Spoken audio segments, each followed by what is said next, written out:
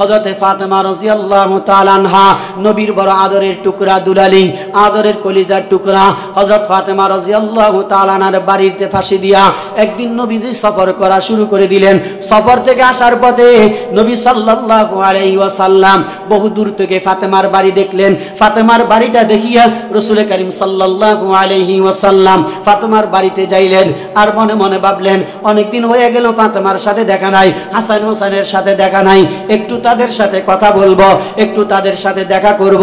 এই কথা মনে করিয়া হযরত রাসূল করিম সাল্লাল্লাহু আলাইহি ওয়াসাল্লাম এরকম মদিনার দিকে তার বাড়ির দিকে রওনা হলেন।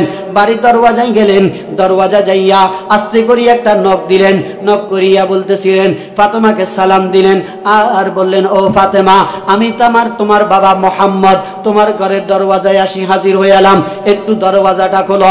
একবার বললেন কোনো আওয়াজ নাই, দ্বিতীয়বার সালাম দিয়ে আবার জিজ্ঞাসা বললেন আওয়াজ নাই, তৃতীয়বার বললেন কোনো আওয়াজ নাই, চতুর্থবার এবার ফাতেমা রাদিয়াল্লাহু তাআলা না ভিতর থেকে বলতেছিল, ওগো আমার আব্বা, ও আব্বা, আপনি তো বাহির থেকে ডাকেন, আপনার নকটা শুনিয়া আমি বুঝতে পারলাম এটা পৃথিবীর আর কারো ডাক না, এটা আমার কলিজার টুকরা, আমার সাইয়্যিদুল মুরসালিন, খাতামুন নবিয়্যিন, ইমামুল মুসনবী, রাহমাতুল লিল আলামিন, নবী মুহাম্মদুর রাসূলুল্লাহ সাল্লাল্লাহু আলাইহি ওয়াসাল্লামের আওয়াজ।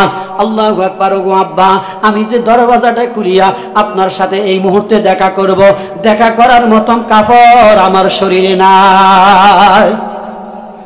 হযরত ফাতেমা রাদিয়াল্লাহু তাআলা আনহার এই কথা শুনিয়া রাসূল করিম সাল্লাল্লাহু আলাইহি ওয়াসাল্লাম আল্লাহু আকবার নিজের শরীরের চাদরটা খুলিয়া শরীর থেকে খুলিয়া পর্দার উপর দিয়া চৌকাটের উপর দিয়া ভিতরে দিলেন আর বললেন, ও ফাতেমা, এই কাপড়টা পরিধান করো আর খুলিয়া তুমি আমার সাথে একটু দেখা করো। ফাতেমা বাবার শরীরের চাদর মোবারকটা শরীরে পেঁচাইয়া দরওয়াজাটা খুলিয়া বাবার সালামের জবাব দিলেন। এবার বাবা মেয়ে যখন কথা বলতেছিলেন, ফাতেমা আস্তে আস্তে ডিঙ্গাই ডিঙ্গাই হাঁটা শুরু করতেছিল, ভালোভাবে দাঁড়াইতে পারে না, কত ভালোভাবে বলতে পারে না। ফাতেমাকে বলতেছিল, ও মা, তুমি এইভাবে হাঁটে কেন, অসুস্থ নাকি? বলে, না বাবা, কোনো অসুস্থ না। বলে, মা, তুমি এইভাবে কেন হাঁটো? আল্লাহু আকবার। হাসান আর হুসাইন কই? আল্লাহু আকবার। বাবা মেয়ে কথা বলতেছিলেন, কথা বলতে বলতে ফাতেমা বলতেছিলেন, ওগো আব্বা, আপনার কলিজার টুকরা আদরের দুলালি হাসান আর হুসাইন দুইজন ওই যে ওখানে ঘুমায় আছে। নানার আওয়াজ শুনিয়া হাসান হুসাইন ঘুম থেকে উঠিয়া গেলেন। আওয়াজ পাইয়া বলতেছিল, ও নানা ভাই, তুমি বহুদিন পরে আমাদেরকে দেখার জন্য আসছো। আল্লাহু আকবার। তোমাকে দেখিয়া মনটা বড় বড় হইয়া গেল। আল্লাহু আকবার।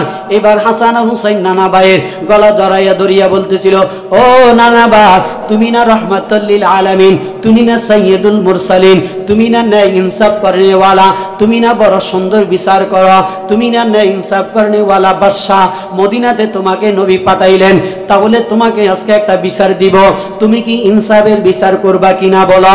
আল্লাহু আকবার। ফাতেমা রাদিয়াল্লাহু তাআলা আনহার কলিজার টুকরা হাসান আর হুসাইন বলতেছিল, ও নানা ভাই, আজকে 3 দিন হয়ে গেল তোমার মেয়ে ফাতেমা আমাদেরকে কোনো খানা দেয় না, আমাদের পেটে কোনো খাওয়ার নাই। এই যে দেখো না, পেটে পাথর বাঁধিয়া রাখলাম, পেটটা উঠাইতে পারি না, কথা বলতে পারি না। ও নানা ভাই, আজকে কি তোমার মেয়ের বিচার তুমি কি করবা কিনা? আল্লাহু আকবার। নবী মুহাম্মদুর রাসূলুল্লাহ সাল্লাল্লাহু আলাইহি ওয়াসাল্লাম ফাতেমার দিকে একবার তাকায়, আর হাসান হোসেনের দিকে তাকাইয়া বলে, ও নানা ভাই, তোমরা তো আজকে 3 দিন পর্যন্ত খাও নাই। এই যে দেখো নানা এবার কাপড়টা উঠাইয়া বলে, ও নানা ভাই, তোমরা তো 3 দিন খাও নাই, আমি নামা আজকে 7 দিন পর্যন্ত কোনো খাবার খাই না। আল্লাহু আকবার। হযরত হাসান আর হুসাইনের এই অবস্থায় দেখিয়া রাসূল করিম সাল্লাল্লাহু আলাইহি ওয়াসাল্লাম যখন বললেন, আমি 7 দিন পর্যন্ত খাই নাই, না খাওয়ার কথা শুনিয়া হাসান আর হুসাইন সুন্দর ধৈর্য ধারণ করলেন। এবার নবী সাল্লাল্লাহু আলাইহি ওয়াসাল্লাম হাতের মুষ্টি কুটিয়া বলে, ও নানা ভাই, আসার সময় একজনে 2টা খেজুর হাদিয়া দিছ, মনে চিন্তা করলাম আমি না খাইয়া আমার কলিজার টুকরা হাসান আর হুসাইনের জন্য নিয়ে যায়, এজন্য নানা তোমাদের জন্য নিয়ে আসলাম, ধরো তোমাদেরকে আমি হাদিয়া দিলাম। তাহলে বোঝা গেল ধৈর্য কাকে বলা হয়? নানা তাদের কি দিতে চাই, বলে না তুমি খাও, নানা বলে তোমরা খাও, নানা বলে আমি রোজা রাখছি তোমরা খাও। হে দোস্ত আমার, লক্ষ্মীপুরের মুসলমানেরা, হে নওজোয়ান যুবক ভাইরা, পর্দাশীল মা ও বোনেরা, আজকে আমরা স্বামীর উপরে ধৈর্য ধারণ করতে পারি না, আল্লাহু আকবার, বাবার উপরে ধৈর্য ধারণ করতে পারি না। আজকে ছেলেটা যখন মেট্রিক পাস করে, 8 পাস করে, হয়তো বা ক্লাস 5 পাস করে, পাস করার পরে বাবাকে বলে, ও আব্বা, তুমি যদি আমাকে একটা স্ক্রিন টাচ মোবাইল কিনিয়া না দাও তাহলে কিন্তু আমি আর তোমার সাথে কথা বলবো না, আমি ফাঁসি দিব, আমি মারা যাব, রাস্তায় মারা যাব। বাবাকে এরকম ব্ল্যাকমেল করিয়া মোবাইল কালেক্ট করিয়া নেয়, আর এই মোবাইল নিয়া সন্তানটা বড় গুনাহের ভিতরে লিপ্ত হইয়া যায়, নামাজের দিকে আসে না, মা বাবার কথা শুনতে চাই না। এজন্য আল্লাহু আকবার, আল্লাহ তাআলা বলে, বান্দা, সন্তান যত তোমাকে ব্ল্যাকমেল করো না কেন, তুমি যদি ধৈর্য ধারণ করতে পারো, তুমি যদি হকের আওয়াজ থাকতে পারো, তাহলে আল্লাহ বলেন, বান্দা, তাহলে তুমি সময়ের কসম খাই আমি বললাম, তুমি যদি 4 গুণওয়ালা মুসলমান হও, 1 নম্বর হলো ইল্লাল্লাযিনা আমানু, ইমানদারওয়ালা হইতে হবে, ইল্লাল্লাযিনা ওয়া আমিলুস সালিহাত, ভালো আমলওয়ালা হইতে হবে, ওয়া তাওয়াসাউ বিল হক, হকের উপর আওয়াজ দিতে হবে, সব সময় হক কথার উপরে থাকতে হবে। যে মিথ্যাবাদী করবে, যে সমাজে চুরি করবে, যে ডাকাতি করবে, যে মেম্বার হবে, যদি সে চুরি করে সেই মেম্বারকে ভোট দেব না। যে চেয়ারম্যান হবে, চেয়ারম্যান যদি রাষ্ট্রীয় চাইল চুরি করে, গম চুরি করে, মিথ্যা কথা বলে, আমি তাকে চেয়ারম্যান বানাবো না। যে কোরআনের কথা বলবে, ইসলামের কথা বলবে, দ্বীনের কথা বলবে, ইসলামিক লাইন আমাকে নিয়ে যাবে, জান্নাতের দিকে নিয়ে যাবে, এমন ব্যক্তিকে যদি আমি সমাজের একজন মেম্বার বানাইতে পারি, চেয়ারম্যান বানাইতে পারি, আল্লাহ বিরু বানাইতে পারি, আল্লাহ বলে, বান্দা, তুমি তাহলে যদি এই চেয়ারম্যান বানাইয়া, প্রতিনিধি বানাইয়া তুমি ধৈর্য ধারণ করলা, সবর ইখতিয়ার করলা, আল্লাহু আকবার, আল্লাহ তাআলা বলেন, বান্দা, 4 গুণ আমি কসম খাইলাম, বান্দা, আমি তোকে বড় আদর করি বানাইছি, এরকম আদর করিতে তোমাকে বানাবে না। পৃথিবীর সমস্ত বৈজ্ঞানিকেরা গবেষণা করিয়া দেখলো, মানুষকে এত সুন্দর করে কিভাবে বানাইলো, কোরআন রিসার্চ করা শুরু করে দিল, বিজ্ঞান গবেষণা করতে করতে করতে করতে মাথার চুল সবগুলা ফরিয়া গেল। সর্বশেষ চিন্তা করলো, না কোরআন সত্য, ইসলাম সত্য। সর্বশেষ বিজ্ঞানের মুসলমানগুলা, বিজ্ঞানের ইহুদিরগুলা, খ্রিস্টানগুলা সর্বশেষ কালিমা পড়ি মুসলমান হয়। এইটার প্রমাণ হয়, মুসলমান যদি ধৈর্য দান করে, মুসলমানকে ফাঁসি দিবে। মুসলমানকে জুলাই আগস্টে যেরকম হত্যা করলো, বাংলাদেশের মানুষ কিন্তু অস্থির হয় নাই। বাবার সামনে ছেলেকে গুলি করলো, বাবা অস্থির হয় নাই। আল্লাহু আকবার, সন্তানকে ফাঁসি দিল, আল্লাহু আকবার, বাবাকে ফাঁসি দিল, সন্তান কিন্তু হতাশা হয় নাই, নৈরাশ হয় নাই। আল্লাহু আকবার, ঘর থেকে সন্তানকে বাহির করিয়ে নিয়ে যায়, মা কিন্তু হয়রান হতাশ হয় নাই। আল্লাহু আকবার, মা হকের উপরে অটল ছিল, বাবা হকের উপরে অটল ছিল, ধৈর্য ধারণ করছে, সবর ইখতিয়ার করছে, ঘরের ভিতরে সাইলাই ধৈর্য ধারণ করছে। মামলা দিল, ছেলেটাকে ঘর থেকে নিয়ে যায়, মা কোনো কথা বলে নাই, ধৈর্য ধারণ করছে, সবর ইখতিয়ার করছে। এই সবরের বিনিময়ে আমার আল্লাহ কোরআনে কারিমের ভিতরে বলেন, কোরআনে কারিমে বলেন, যে ধৈর্য ধারণ করবে, সবর ইখতিয়ার করবে, আমি আল্লাহ তাআলা তাদেরকে বিনা হিসাবে জান্নাত দিব। কেমন জান্নাত দিব? আল্লাহ তাআলা কোরআনে কারিমে বলেন, ইল্লাল্লাযীনা আমানু ওয়া আমিলুস সালিহাত। আল্লাহু আকবার, এই ধৈর্য ধারণ করার কারণে, ভালো আমলের কারণে, হকের উপরে থাকার করার কারণে আল্লাহ তাআলা তাকে বড় নেককার বানাবে, বড় ফরজগার বানাবে। যেটা আল্লাহ কোরআনে বলেন, ইয়া আইয়াতুহান নাফসুল মুতমাইন্নাহ ইরজিই ইলা রাব্বিকি রাদিয়াতাম মারদিয়া ফাদখুলি ফি ইবাদি ওয়াদখুলি জান্নাতি।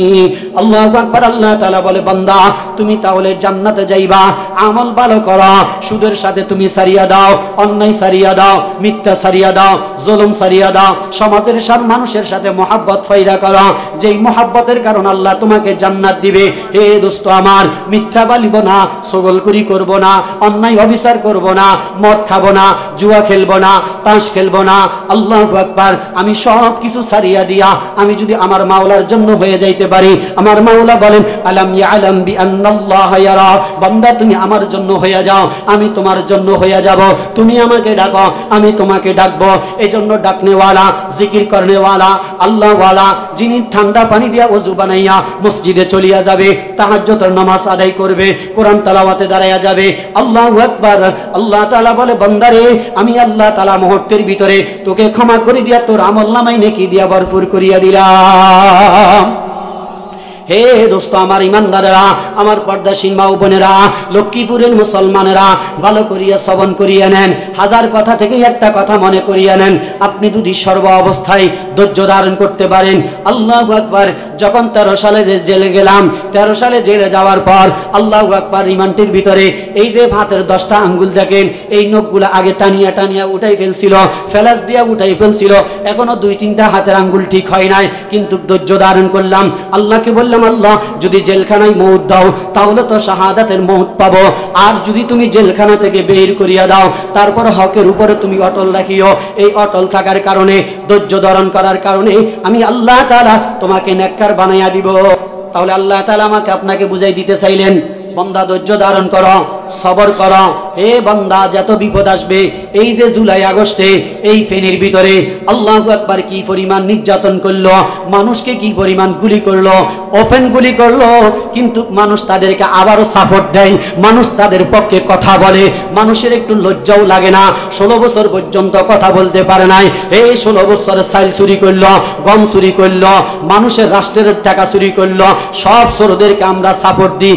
আর যে সমাজের ভিতরে আল্লাহু আকবার তাদের উপরে আবার কথা বলি। ও মুসলমান ইমানদার, তাহলে তুমি কি পরিমাণ কেমন মুসলমান হইলা? তাহলে আমি হইলাম নামদারিওয়ালা মুসলমান, যে সব মানুষ সর্ব অবস্থায় হক কথা বলবে, হক কথা বলবে, ধৈর্য ধারণ করবে, সবর করবে। আল্লাহ বলেন তাদেরকে আমি আল্লাহ তাআলা সবরের বিনিময়ে জান্নাত দান করিয়া দিব। ইন্নাল্লাযীনা আমানু ওয়া আমিলুস সালিহাত। আল্লাহু আকবার। তাহলে আমল ভালো করি, নেক ভালো করার চেষ্টা করব। আজকে এখান থেকে শিক্ষা গ্রহণ করব, প্রতিদিন 5 ওয়াক্ত নামাজ পড়ব, জিকির আজকার করব, কোরআন তেলাওয়াত করব। আল্লাহু আকবার। রাত্রে উঠি তাহাজ্জুদের নামাজ পড়ব, জুলুম করব না, অন্যায় করব না, মিথ্যা কথা বলবো না। সবাইকে আমল করার তৌফিক দান করো, আমিন। ওয়া আখির দাওয়ানা আলহামদুলিল্লাহি রাব্বিল আলামিন।